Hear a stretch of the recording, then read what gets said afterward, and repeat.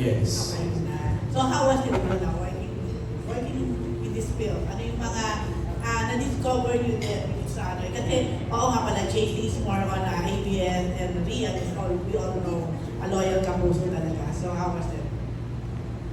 I really enjoyed the whole experience. Sobra talagang, totoo yung sinabi kanina ni Tita Ses, na talagang napaka-generous niya as an actor. If there's anything that he can do to help you in the scene, he will. At saka, even if it's, parang kayo, sorry.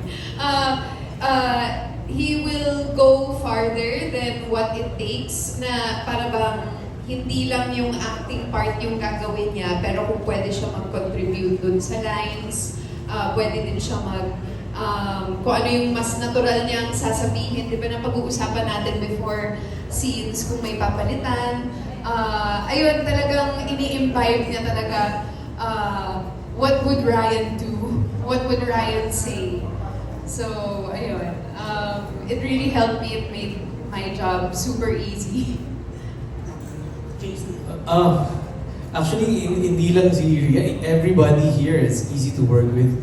As in, wala naman, ito yung masarap sa idea ng collaboration eh. Minsan talaga natutugma kayo, minsan hindi. At kadalasan dito sa grupo na to, nagtutugma kami lahat eh. Na-enjoy namin yung process, even the challenges of it. So, working with Rian, ako, until now, I'm still honored. I mean, this is Rian Ramos. Ako, isa siya sa parang check bucket list na when sana maging makatrabaho ko, and it's happening now. At nakita ko yung process niya, nakita ko yung kung paano siya magtrabaho, and I enjoyed every moment of it. At nakita ko yung dedication kung paano siya, kung paano niya ibigay yung truth ng scene.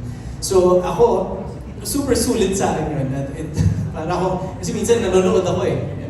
Hindi lang ako, minsan nakakalimutan ako mag-react. Kasi, uy, ang galing mo na. So I find clever things in those things. Even Tita Ses. Diba? And binigyan kami ng magandang freedom ni Direk para sa mga roles namin. At nakakatuwa kasi nabigay namin yung personality namin dun sa para maganda yung script. Actually, totoo naman. Makita ko siya sa trailer. Ayan.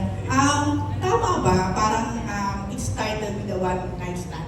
Tama ba? Ayun nga.